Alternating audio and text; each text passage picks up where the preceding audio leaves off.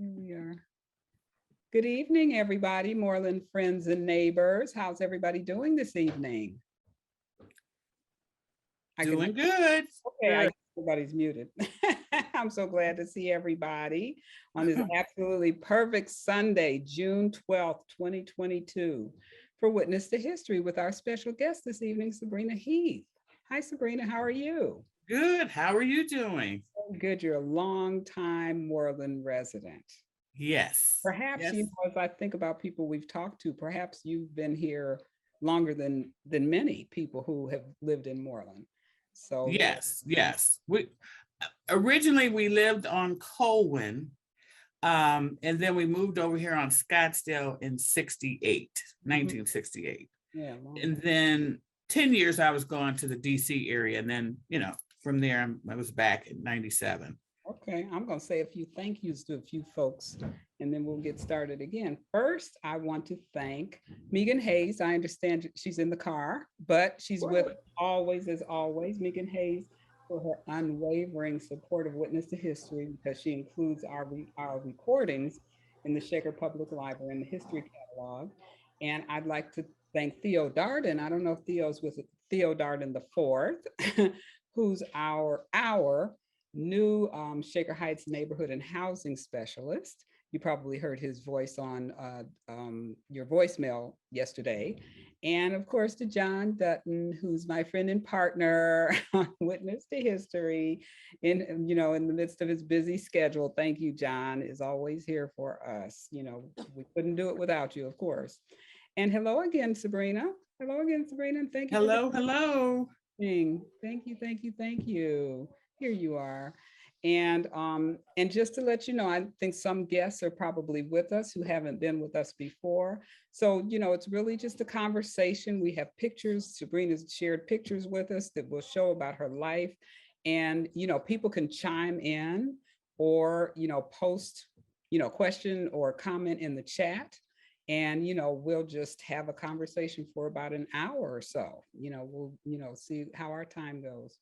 Okay, so let's go back. You told us a little bit about yourself when you moved to Shaker.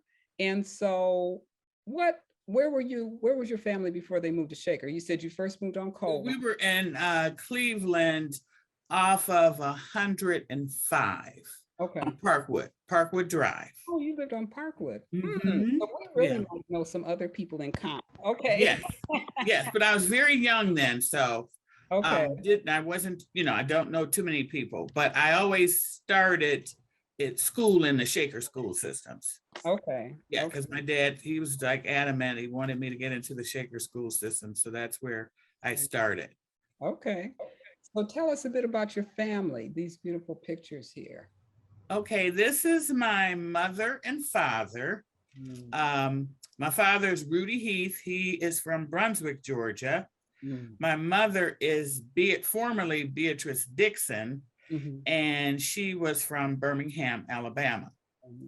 And also my father was a disc jockey in New Haven, Connecticut. This was his second marriage to my mother. So I do have two half sisters, and they're in the New Haven area, and that's where he was a disc jockey in New Haven. He was a disc jockey. That's fun. Yeah, yes. He's a big jazz man. Anybody who knows my dad knew he'd get him in the basement and he would play the jazz. He would play jazz all the time. He loved his jazz. That is wonderful. Beautiful family. Your mother and father both beautiful. Yeah, and then my mom was a school teacher in the Cleveland Public School Systems. She worked at A.J. Rickoff. No, she didn't. Yeah, she was the second grade teacher at A.J. Rickoff, about 30-something years, 32, 33 years. Okay. And then my dad worked at Republic Steel. He was a millwright. Of course, I went to A.J. Rickoff. You did what? I went to Rickoff.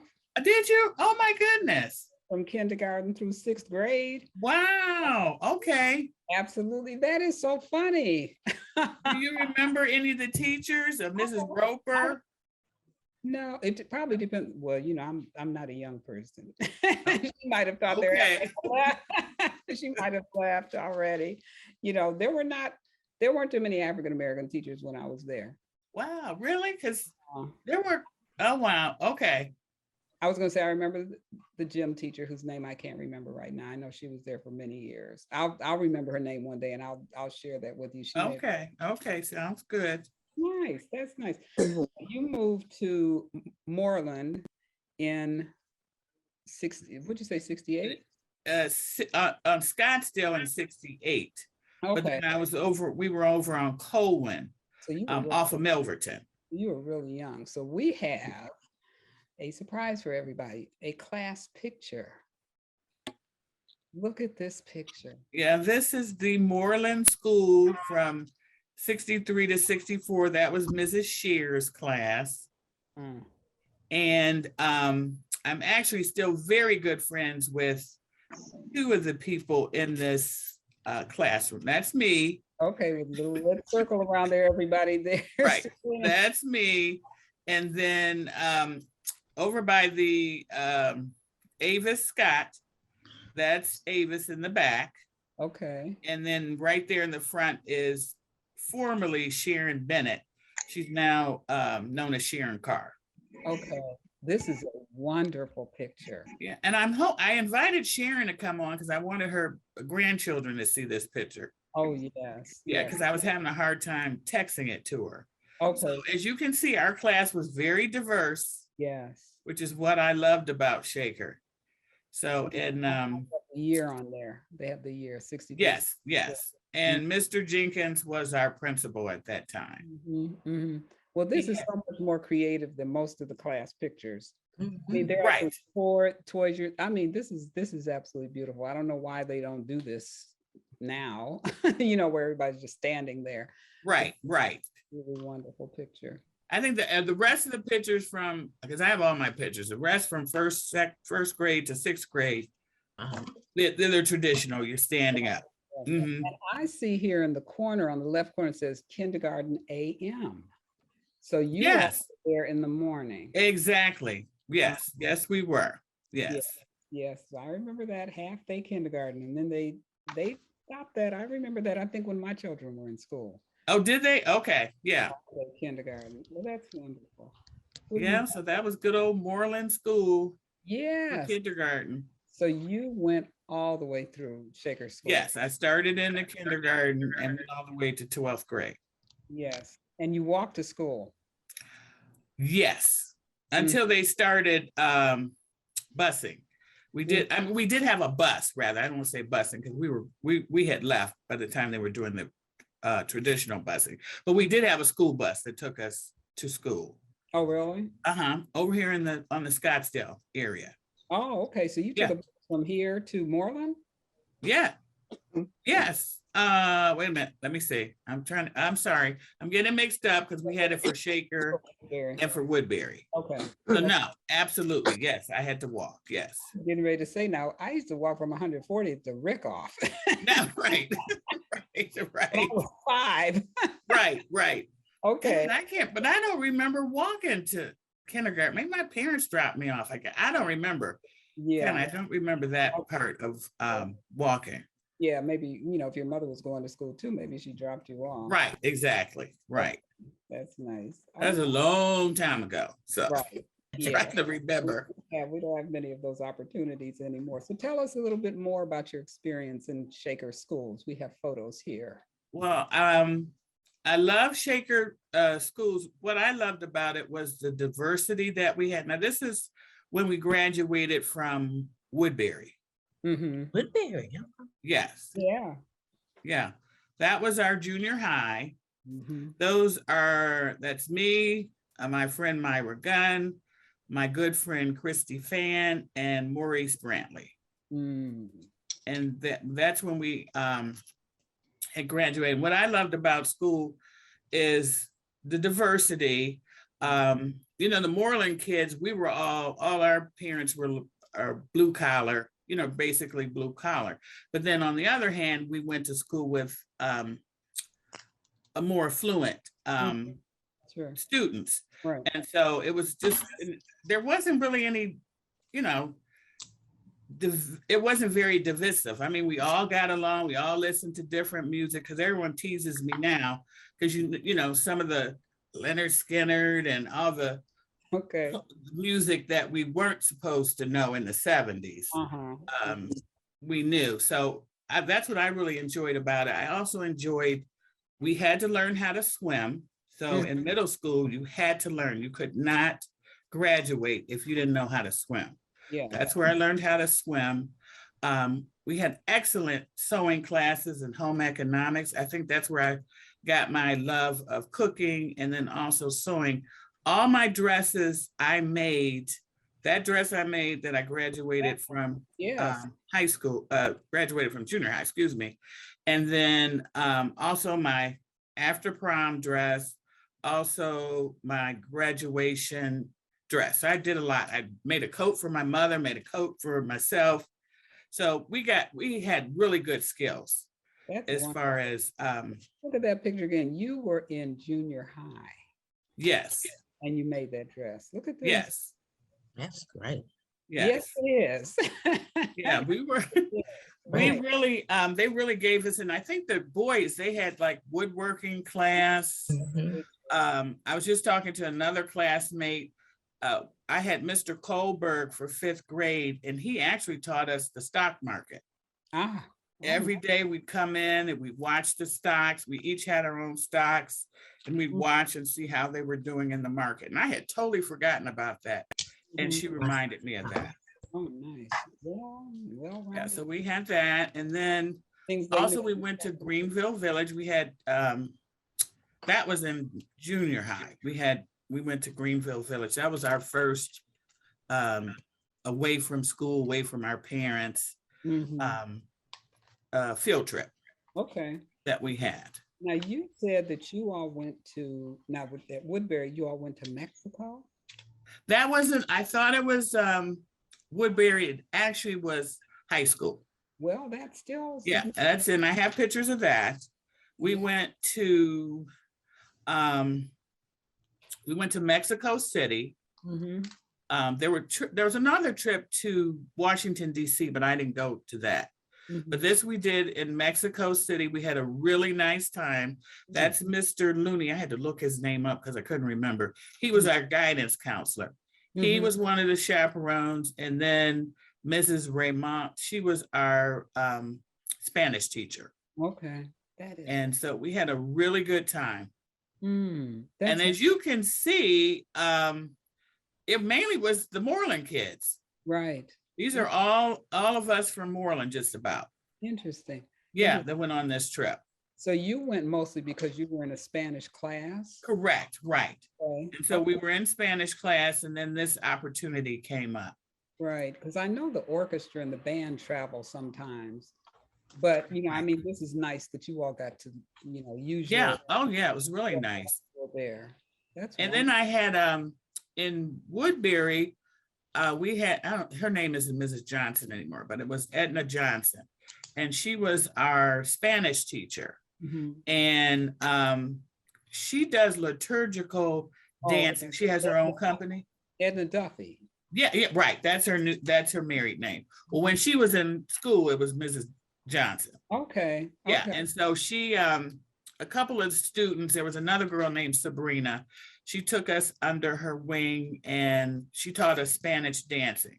And then we would go out to her church and other venues and we would perform these Spanish dances. Oh, nice. It was pretty neat. I think she taught Spanish and French. She was very. Yes, she did. Yes, she did. Just unbelievable. Yes. Yeah, because we had another teacher, Mrs. Tucci, and she was in Moreland. Okay. Excuse me, not Moreland, at Woodbury for Spanish. And I don't know if you knew that Mrs. Duffy was also a soprano. Oh, no, I didn't know that. She was, I do believe, my daughter's first voice teacher. Really? Okay, no, I did not know that. Talk about some talent. Yes. Yes, that's wonderful. It's nice that you all cross paths. Yeah, and there were very few African-American teachers during that time at Woodbury. So it was her, and then I was just looking at my yearbook. We had Mrs. Adrian. She was the librarian. So it was a handful of teachers during that time. That's wonderful. So Now, that was always one of the interesting. things that you mentioned, and I don't know if we talked about it again, was Hippie Hall. Yes. Tell me That about was at Shaker, Okay. and it was a particular entrance area where all the smokers, I'm not going to say what, but that's where everybody hung out.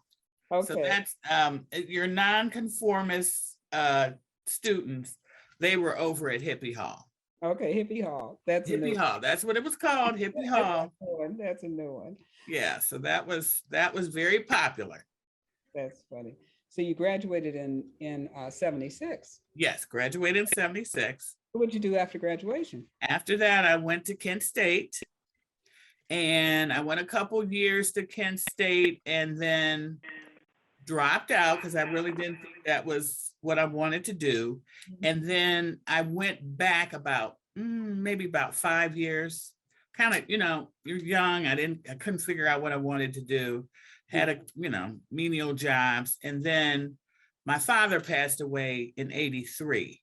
And I said, you know what, Sabrina, you better get your butt in gear. And I went back and finished my degree. So I started out with fashion merchandising and ended up with a degree in business and marketing. And then from there, I left and went to DC, to the Washington, DC area. Okay. Tell us about your DC experience. Loved it. So I was in DC for about 10 years. Worked for, when I first got there, I got a job. I stayed with one of my classmates and until I could get my own place. And I worked with MCI, which is now known as Verizon. And this was shortly after the divestiture of the phone companies. Remember, AT&T had that whole monopoly, or Ohio. So that was shortly after that. They still don't. Right, exactly. So that was very interesting. And then I got a job with the American Red Cross. And that was during the war. Was it the Iraq War? I can't remember which war it was, but it was just crazy. I was an account manager for blood donors, and I actually rode in the Cherry Blossom Festival. That's a picture with me with the horse. I was a representative for American Red Cross. I also had the White House as one of my accounts. That was when George Bush was in office. We'd always have our blood drives in the Indian Treaty Room, I believe. Beautiful, beautiful room. And then the lady that I worked with, who was my contact, she actually gave us a personal tour of the White House. So that was pretty neat. Wow. Yeah. So, and I enjoyed my time, man. It was, I have met great friends. This is another good friend of mine over Cheryl Walton Jones. I met her when I started working at MCI. She's the one with the leopard hat on. We did all the Black Caucus events. Also, my friend Christy, she would come up and visit, and we would just, it was just amazing to go to those events. Wow. So it was really nice. I really enjoyed my time while I was in the Washington, D.C. area. Do you get back there often, or do you go back and visit? When I can. It's, since the pandemic, and last time I was there was in 2019. Okay, yeah, right. And then I had a lot of, one thing in DC, everybody works for the government. So, and it's just a melting pot. It's like, kind of like almost like Atlanta too. Nobody's actually from there. Everybody's all transplants. Right. In the DC area. And so a lot of my friends were from different countries, and that's what I really enjoyed. I had a girlfriend from Belize. I had one from Iran. I had one from Guyana. So it was just, once again, kind of like Shaker, being able to connect with different backgrounds and cultures. And I really enjoyed that. Now, one of the things you said is that I guess one of the big events was Howard's homecoming. Yes, Howard's homecoming. That was the big one was Howard's homecoming was in October, and usually about the third week of October. And then the Congressional Black Caucus was always around the second, either the second or third weekend of September. Mm. So that was always nice. And I tried never to miss that because it Right. was just, I've just never seen so many African Americans in one area. I mean, it was just mind blowing. So it was really nice. And then you saw all kind of celebrities there too. You know, you could kind of hobnob with them. So it was really nice. Yes. And while Real you nice. were working with the Red Cross, you said Elizabeth Dole was the head of the Yes, Elizabeth Dole was the head. And actually, when I started with American Red Cross, the DC chapter was having terrible violations. I mean, they were just, it was just ridiculous. So they ended up having to close down the DC chapter, and then they moved us to the Baltimore region, and Baltimore covered both Washington, DC, and the surrounding Maryland area. Yeah, DC is the place I wanted to be my destination. I never got there. I really cut my teeth on growing up in DC. I bet. Everybody, it's very expensive there. A lot of people roommate. I always had 2 jobs because I never had enough money making one, with one job. So it was, unless you had your government, nice, big, fat government job, most people had to work 2 jobs, to kind of make ends meet. Yes. So then you came home. You were there for a number of years. I came home. I got laid off. And my idea was I was going to come home, let me regroup, and I'm going back to DC. Because I wasn't planning to stay here. And then when I got here, I realized, I saw my mom was having some issues. And I'm her only child. And so, I said, I can't go back. I have to stay here. There's no way I can go back. So, and she was diagnosed with Alzheimer's. And she pretty much had a run for 10 years with that. But we hung in there. I didn't want to put her in a nursing home. So I actually had her here at the house. And then I just had private, with her pension, I was able to get private help. I still had to deal with her in the evening time. So I did have to deal, take care of her during the day. I would work and then go and have her at night. And then that's how I got into the insurance, because I needed a job that had flexibility. And as I was doing her bills and paying bills and everything, I'm like, oh my God, this is a nightmare. So that's when I started. I said, let me try and learn this. And I ended up applying for United Healthcare. And I worked for them as an employee. And then I transitioned over to the independent career agent and found out it was a great fit for me. Oh, wonderful. I just kind of also learned that while I was in DC, corporate America it can be rather brutal.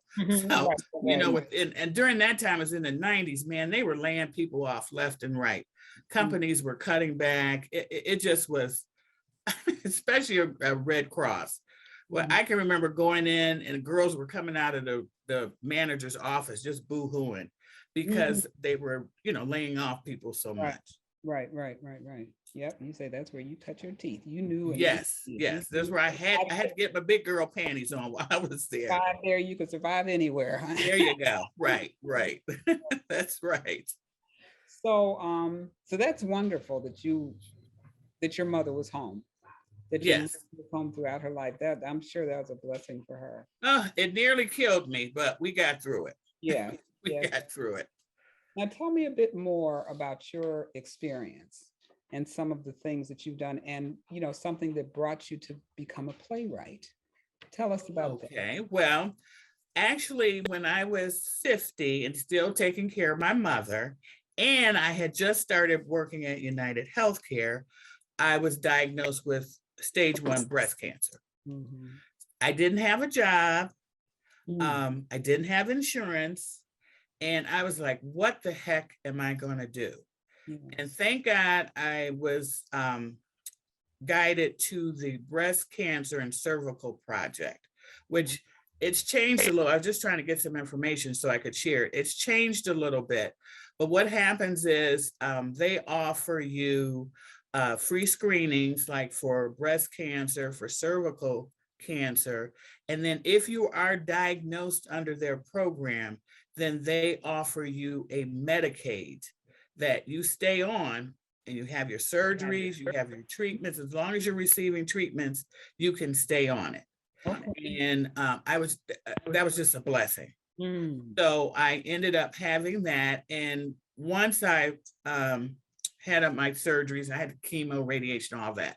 I actually wrote to them because I was just so thankful for having this opportunity. And so I became like advocate. Yeah. So I would go out and speak on behalf of breast cancer and cervical cancer project. I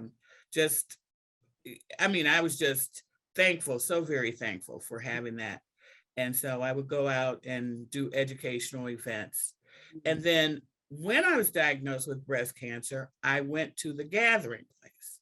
Okay. And at the gathering place is where Bernadette Scruggs, she was one of the participants at Gathering Place. She had her sister, her name is Bridget Wimberly. She is a playwright in New York. And she said, Bridget was like, well, what can I do for my sister? She's going through this cancer. She said, I tell you what, I'll write a grant and see if I can come and do a breast playwriting class for breast cancer survivors. So she came in and we did the breast cancer play, and we did the playwriting, excuse me. And then we had it performed at the Fusion Festival. That was our first performance. And my play was called The Awakening. And it was regarding how a daughter tries to tell her mother she has breast cancer while her mother has Alzheimer's. Oh my. Yeah, so we had that. And then Bridget was very good friends with Ruby D. And Ruby D came to the Infusion Festival, and she actually played my mother at the Infusion Festival. So I was very, very blessed. Y'all hear that? Yeah. Yeah, I was very, very blessed with that. Yes. Ruby D. Yes, Ruby D. Ruby D. That's what she said. The Ruby D. Yes. Yes. Ruby D. Yes. That is wonderful. So she came and played. And then what happened was they took the plays that we wrote, they pulled them together and made it a full-fledged play. We had a run at the Caramoo for 3 weeks. Okay. And then Bridget was also able to write a grant so that we could perform this at the Cherry Lane Theater in New York, off Broadway. Here we go. And that's what we did. And we only did it one night, and we had a sold out show. Oh, my goodness. Yeah, so that was really good. And then before we did the Infusion Fest, this is where this Life Stories comes from. That's Bridget standing up in the red shirt. And then that's me. And then Cordy Stokes, Carl Stokes' daughter, was part of our group too. Nice. She has since passed, unfortunately. But this was before we did the Fusion Fest. Wow. What year was it? That was 2010, I think. 2010. So we were able to do the Fusion Festival. Then we did Caramoo for 3 weeks. Then we went to Cherry Lane Theater and went off Broadway. My goodness. So, I mean, it was a blessing in disguise. And these are my ladies that, part of the girls that are part of our group. And that's Loretta Embry, Cheryl Williams, Denise Richmond Kelly, that's me, Lanice Bozeman, and Bernadette Scruggs is the sister of Bridget Wimberly.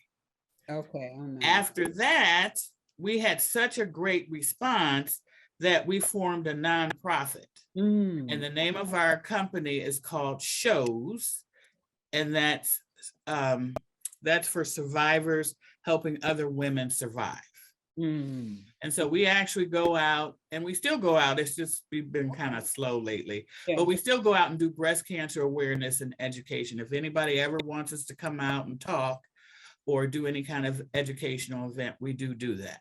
I'm sure that people really appreciate it. Yes, I yes, know obviously has to be a challenge for anyone who is confronted with breast cancer. yes, absolutely. We just wanted to show people this is the other side of breast cancer. You know how devastating a breast cancer, any cancer diagnosis is. Mhm. And so we just want to show people that this too shall pass. You're going to get through it Yes. and you're going to thrive on the other side. Mhm. And it, don't go in there with the fear. And just like for me, I'm like, what? I mean, what am I going to do? I don't have any money. Where am I going to get treatment and everything? And I'm telling you, we live in the best city in the world as far as having programs for us. Oh, So I wonderful. was able to do that. Oh, And now this is through the Pinktober. They selected 5 women, 5 survivors, and they honored us out at the casino. oh, And mainly I was honored because of my work with the Breast Cancer and Cervical Project. So that was really nice. Okay, folks, this is our Moreland neighbor here. Yeah. In our midst. Yeah. And what's interesting is that even talking about the play that you had off Broadway, today it's the night of the Tonys. How, Yes. Yes. all into into theater today. Exactly. So, but right. What brought you there is just so important. And the story that you told, I wish I had seen it. Yeah, it was, we had a pretty good run here for like the 3 weeks. And then the Fusion Festival was really nice. That was, that's when Ruby D came. And then, of course, she was starting to have some cognitive issues as well, too. But we got her right before all that started happening. So that was really nice. That's a blessing. But it was just nice to be off Broadway and on a stage and, have your work shown. So it was really, it was exciting, very exciting. Any playwriting interests after that? Well, we had talked about it, and then everybody kind of went off on their, life got in the way. But we're still talking about it and maybe trying to get some things together. Okay. Because I would like to see it in different cultures, like Asian, like Hispanic, like Ukraine. This touches everybody. Yeah. So you could certainly do that. Sure.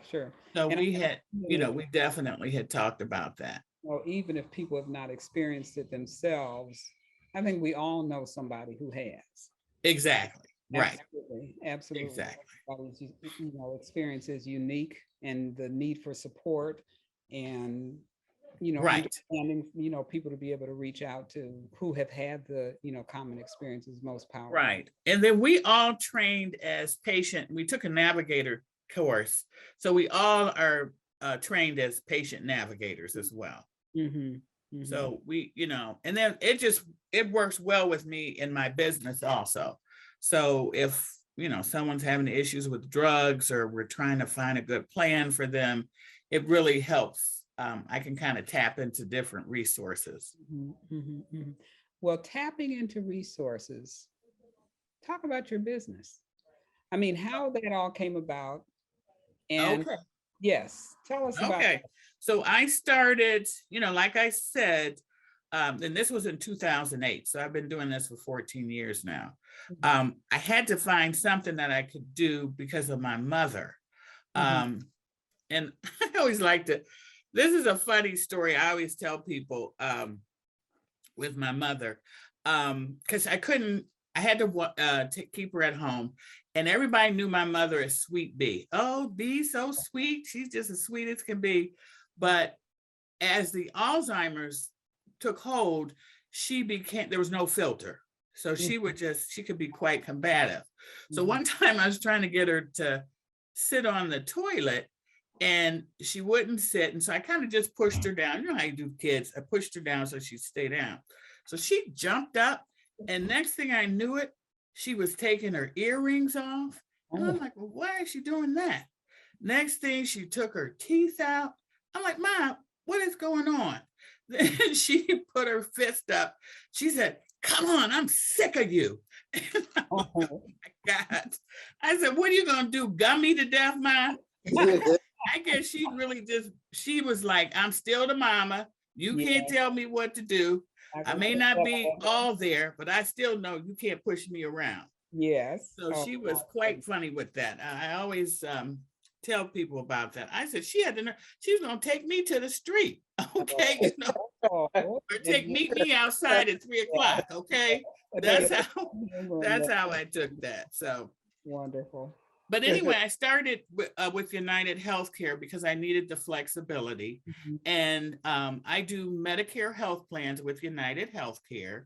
I also have a portfolio of life insurance, final expense, indemnity plans, dental health. And this worked out very well for me. And then what I've done is just go ahead and incorporate it. And my company is called Plan Well Insurance. Okay. And so that's where, and I actually have an ad in the Shaker Life magazine. You'll see for the next maybe 2-3 more issues, I actually have an ad in there. Okay. So please shout out to me if you have any questions about Medicare. I can guarantee you I can pretty much answer whatever questions you may have. I just always tell the story about, okay, a lot of you on the call probably aren't 65 or older, whatever, but 90 days before you turn 65. I mean, they have it on this rapid fire mailings and then it's even before that, right? Yes, it's before that, yeah. If you don't enroll, it's like, well, what? You know, what's going to happen? What's going to happen? It's about the most confusing thing I've ever seen in my life. Yeah, and it's getting really ridiculous. I mean, I tell people, please don't listen to Joe Namath. Don't listen to Jimmy Walker. Come on now, no. And not everybody can get their Part B premium back, which is now up to $170.10. You can't do that. It's mainly for people that are low income that are able to do that. But what they're trying to do, and I always say it's a bait and switch. They're trying to get the phone to ring, and then they're going to switch you into something else. Try and switch you out of what you already have. Oh my goodness, that's so scary. I tell people, I try and educate them as much as I can. I go out, and even people who have businesses, I can go out and do a Medicare presentation. You know, I just try and make sure people are informed and that they understand what they're getting into, because there's a Part B enrollment time, then there's an annual enrollment time for your Medicare health plans. So you really have to understand what's being offered. And a lot of times people don't understand that. Oh, yes. Actually, just a personal note, I didn't have any Social Security in any of my life. You know, I just worked in the public sector, right? So the retirement system I'm with decided that all of us had to sign up for Plan B. You talk about something confusing. Yes. I mean, to tell you, I remember talking to my retirement system. I said, what do people do when they don't have help? Right. Exactly. When they don't have help. Right. Because it seemed like it was incumbent on the individual to do all the work. You know, they had resources, but it was all really on the telephone. Right. And it was just, am I going to do this right? Right. And you're not always enrolled in Part A and B. People don't understand that too. Yes. So I always tell people, if you got Medicare questions, if you're leaving, retiring, if you're turning 65, give me a call so I can sit down and really get you informed on what you need to do and what to expect. Everybody on the call and friends and family, you heard Sabrina say. Please give me a call. Give her a call. Who are these two These are my two fur babies. So you see me walking them all the time. Yes. Casper's the light one. I got them at a no-kill shelter. I was telling you about that, Donna. So I got them, I believe Casper is a Maltese and Silky Terrier mix. And then Saber, the darker one, he is a Maltese and I believe Brussels Griffon mix. Wow. Yeah. I think they were designer dogs, but for whatever reason, they were given up. They came from Charleston, West Virginia, and so my landscaper always calls them hillbilly dogs. Like, where you get the hillbilly dogs? I said, leave my dogs alone. Yes. And so you always see me walking up and down the street. And didn't you tell me that you always have dogs? Yes, I always had my dad was a big dog lover. So we had 2 collies, then we had a German Shepherd, then I had a Norwegian Elk Hound, then I had a Silky Terrier mix, and now I have these 2. Oh, okay. So I know a lot of people know you in the neighborhood. Yes. Just from the dog, and I pretty much know everybody who has dogs in the neighborhood. Right. Yes. Because I always try and be aware of that in case one of them breaks out or something. Right. So I try and keep on top of that as well. I'm gonna follow up on some of the leads you told me about different shelters. Yes. Because the last 3 dogs, these 2, and then the 1 dog I had before, they were shelter dogs. And I'm telling you, they're the best. There's no kidding when people say they really do know that they're shelter dogs and that, they're getting a new home. I mean, the dogs, I think, really do, feel that. Oh, yes. I understand some of your friends are here with us this evening. Yes, I think. I'm trying to see who's here. Anybody have any questions? Crystal Montgomery, she's one of my classmates. We all graduated together. Yes, Christy Fan. Okay. Trying to see if there anybody else. I'm a church member. Hi, who's that? Cheryl Bobo. Oh, hey, Cheryl, how are you? Fine. I'm glad you could make it. Yes, me too. When you said Antioch, I was like, uh-oh. Right. I can go down my list of all the people I know at Antioch. Sharon's on the line. Sharon Carr? It doesn't say, it just says Sharon. Oh, hello, Sharon. Sharon Curry. Hello. Sharon Curry. Oh, Sharon Curry. Hi, how are you? Good. I'm on Menlo. On Menlo. Okay, very good. I probably pass you all the time. Walking the puppy dogs. Yes, absolutely. Walking the puppies, that's for sure. And we see Megan here in the picture with her little dog, so. Yes, I'm a big dog lover. Yeah. And then also, I just want to let you know, also, I am a notary, so I do come to you. I'm a mobile notary. Wow. I have several clients that have been with me for years, and they just call me up and I can come to you. That's some people have it's hard to find notaries. I mean, they're in the banks, but sometimes when it's off hours and you need a notary, then I just want to offer my services as well. Yes. Now, you told me that you've done some traveling. Tell me about where you've been and what. Yes, I'm a big beach baby. I love the beach and the sun. So I've gone to Jamaica, Cancun. Where else have I gone? Punta Cana. I just did my 60th birthday. I went with a couple girlfriends and my family, and we went there. So that was nice. Crystal went on the trip. Oh, okay. Yeah. Oh, okay. That's nice. Yeah. So we had a good time. Mexico is really big. I mean, I know family members. My granddaughter is going to go in a few weeks. I mean, like Mexico recently, it seems like everybody's going to Mexico. Right. I think it's probably because it's so reasonable. Yeah. And Punta Cana has always been reasonable as well. And when I went, what I wanted to see were the ruins. That was it. Okay. Yes, absolutely. Absolutely. I saw in the chat where someone needed notary. I'm going to give you my phone number. This is also for insurance, anybody who needs anything. My phone number is 216-272-5003. And you can give me a call and we can set up an appointment and come out to see you. That's very valuable. because whenever you need a notary, the first thing is like, where do I go? I know. It's so, you're welcome. It's just so hard to find people. And a few years ago, when the whole boom with the housing market, that's when a lot of people got their notary commission. You used to could make a lot of money doing that, but you know, things have kind of died down now. Oh, absolutely. Absolutely. Anything else you want to share with us about your experiences, your life, your business, your dogs? No. I just want to give one last funny story. Okay.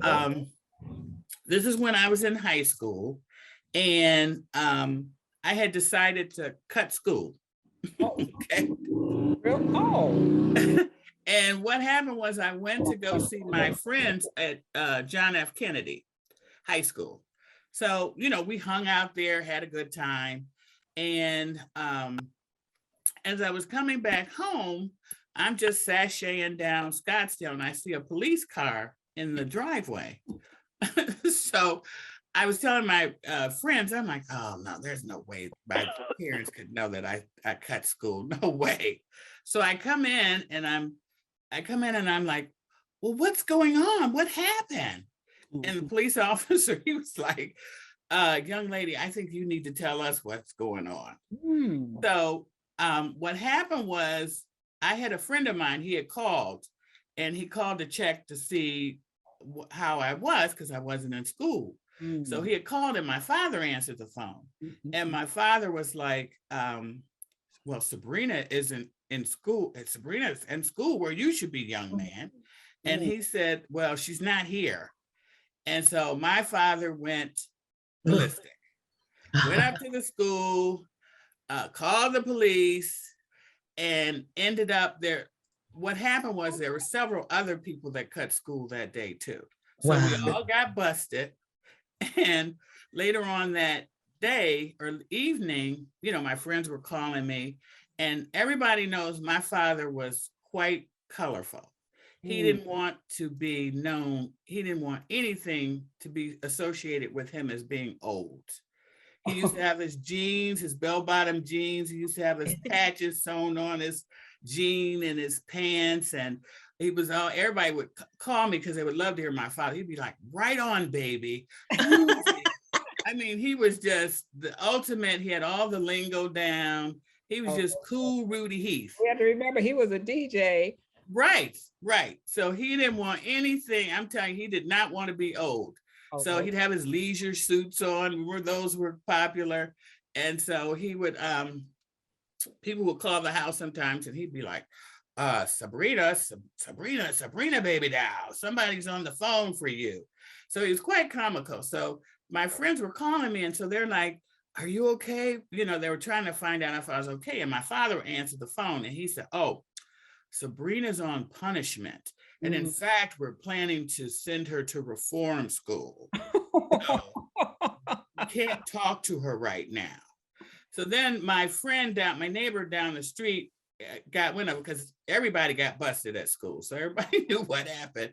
So he used to start calling me Runaway Child. You remember from the Temptation song, Runaway Child, Running Wild. You better come back home where you belong. Okay, remember that? And so I got teased forever for that. And so my moral of the story is don't cut school. Right. No. And believe me, your parents are usually 25 steps ahead of you. Okay. You think you're being slick, but mom and dad are slicker. Okay. Always. Yeah. Wow, you had a lot of nerve. I never had that much nerve. Well, I didn't expect to get caught. I was just, you know, hanging out and wanted to hang out with my friends. And I got caught big time. And so did everybody else that day. That's funny. That's funny. I bet that was your one and only experience cutting school. Absolutely. Yes. Well, tell us who your friends are here in these pictures. Okay, this is at our 40th class reunion. There's Crystal in the white. Yes. There's me. There's Cynthia McDonald, and unfortunately she has passed on. Colleen Branch. That's Ava Scott. That's the one you saw in the kindergarten picture that was in the back. Lisa Payne, you know, she's married to Peter Lawson Jones. And Lori Jackson. Okay. And then nice. up at the top, that's me. That's Cheryl. Her name's when we were in school, it's Cheryl Kelly, but now it's Cheryl Jordan. Carla Rush, and then Sherry Crawley, who Okay. is now known as Sherry Roper, but I believe she has a different name as well now too. Okay. Oh, these are Yeah, beautiful. so those are my buddies. I went to all my class reunions. Mhm, So it was just nice. This one was pretty nice. mhm. They recently tried to do another one and we just didn't have the turnout. You know, it was during Yeah. COVID. Nobody was coming, you know, we'll probably try it again, but we Right. tried it last year and we just didn't get a great turnout. COVID threw everybody off. Yes, yes, exactly. I ran into a friend of mine the other day and she said, okay, here we go, folks. She said, are you going to our 56th class reunion? I was like, 56? Oh, I know. It just it sounds weird. I was like, oh, right. Right. We missed that. Right. I'm like, why Yes. are we having a reunion? I mean, I wouldn't call it 56. I'd call it 55. 55 years, folks. Yes, I know. High school. But at least you're here to celebrate it. So that's a blessing. Yes, I am. And I was like, of course I'm coming. Of course Right. I'm coming. You know, and we have the same committee of people who organized since 10 years. Many of the people who are still the ones who organize it and are still at it. Thank goodness. Oh, wow. Okay. Which I think is what happens when some of the reunions fall off. You get different people. They have it down to a science. That's great. Yes. Any questions from our audience this evening? This is wonderful. What do we have? Mel, Gwen, and Tina Oh, say thanks you for are such a wonderful. welcome. Thanks for such a wonderful story. Uh-oh. Hey, Sabrina. Hi. Yes, go ahead. Hi, Sam.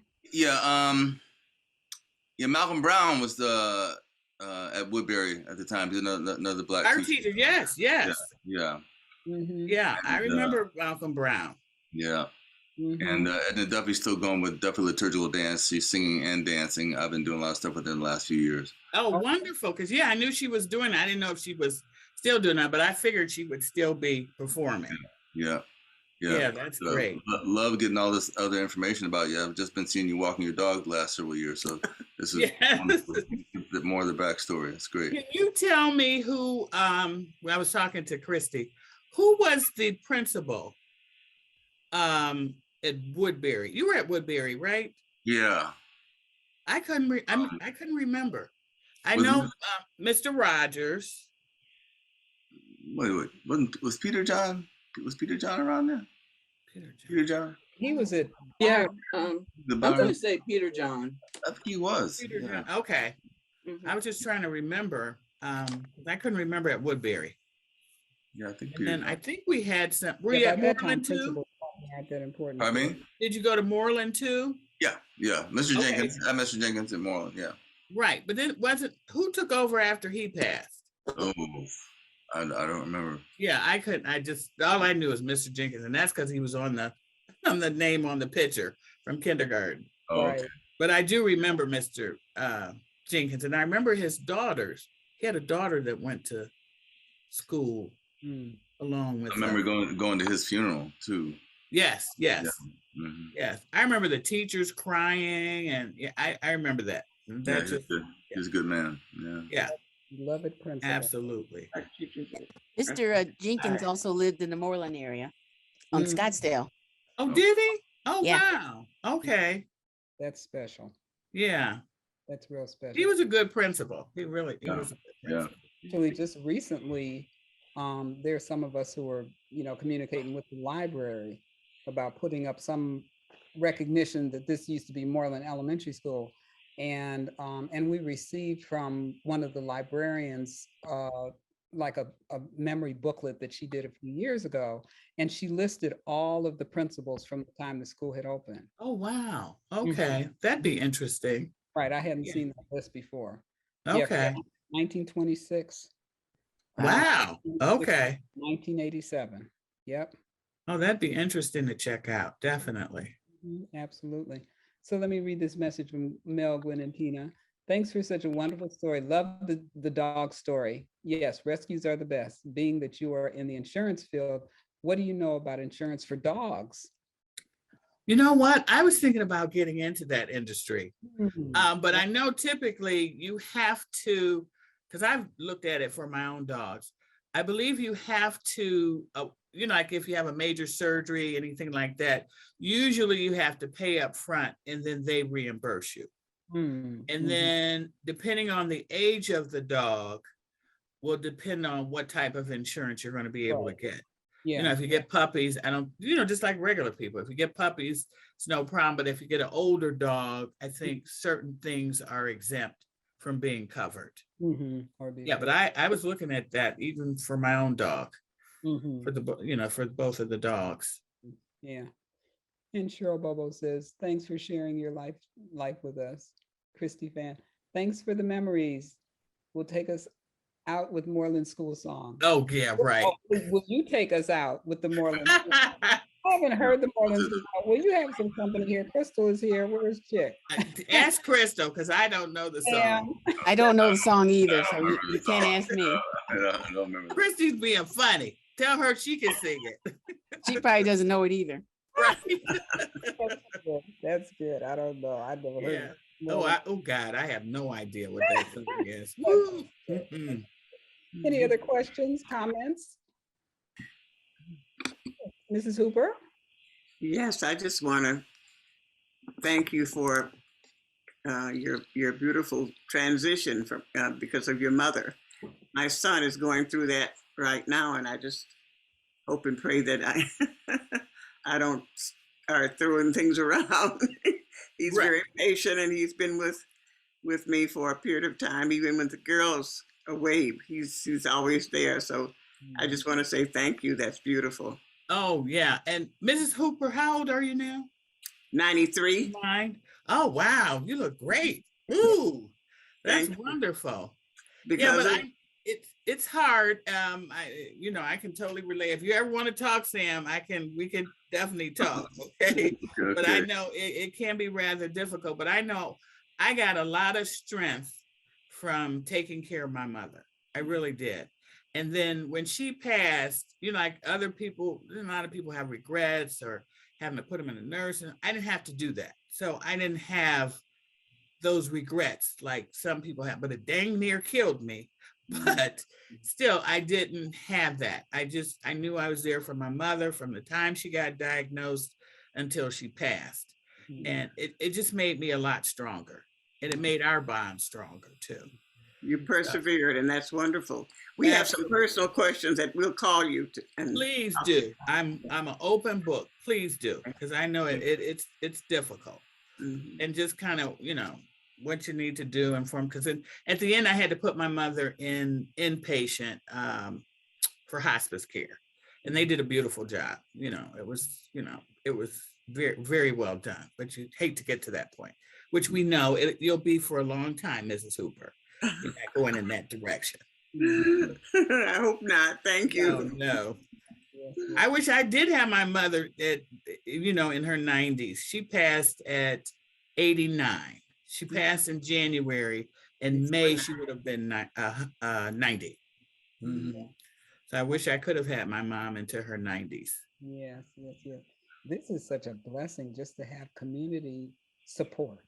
Yes. You have both by, Absolutely. Many of us, with our parents, many of us have had the blessing, clearly, of having parents as we are adults. Right. As we are adults, and that's really a blessing. Yes, it is. And a lot of times, as they say, for some people, it's the sandwich generation. You're taking care of kids, and then you're taking care of your moms, your parents too. So I totally understand. Feel free to call me anytime. Thank you.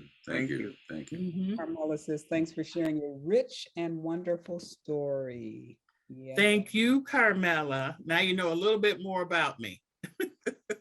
Because before everybody would know the dogs, they'd know their dog, especially my other dog. Her name was Zola. They would know Zola before they'd know me. Okay. Oh, what's going on with Zola? How is she doing? So. Now we know Saber and Casper. I'm gonna Casper, remember that. I'm gonna Yes, I remember. appreciate that. Yes. Mhm. Well, this has been absolutely wonderful, Sabrina. Thank you so much for being our. Thank you. I enjoyed it. It's nice to see all the neighbors on too. Yes, absolutely. That's wonderful. You will be joining in the record of Moreland stories. that Yes, yes, People will be able to access forever, yes. forever. And I appreciate that. Yes. Very It's wonderful. thankful. This whole digital age just means that things will last, and we don't know who will access the information, but believe me, as a historian, somebody looks at these videos. Oh, yeah. Oh, I'm I mean, sure. I'm sure. history is pretty popular. Mhm. I would say, Kevin K is here. Thank you, Kevin. Our conversation a little over 2 years ago. A little over 2 years ago. Well, thank you for starting this. This is a beautiful way to get to know everybody. As long as people say yes, that they will be guests, I will be there to share in people's stories. And here it is. Everybody has my number. My phone is not ringing off the hook, but please call me if you would like to be a guest on Witness to History. I'm always looking for more guests. Actually, my guest next month in July, and I do believe, I don't know the date exactly, I think it's the 9th. I think it's the 9th, second Sunday of the month, is Mr. Theodore Darden III. The third. Oh, very good. Yes. So, Theo's father will be our guest next month. And so he's going to share, his story with us. So I'm a little bit ahead. Oh, that'd be neat. Yeah. Yes, but I'm always looking for other guests. That'll be fun. All righty. Well, thank you everybody for being here this evening on this beautiful Sunday evening. Thank you for, Sabrina, for sharing your story with us. And thank you for inviting me. Oh, absolutely. This was fun. All right, everybody have a good evening. Okay. Have a good week. Take care. Bye. Thank you. Take care. All right. Bye-bye.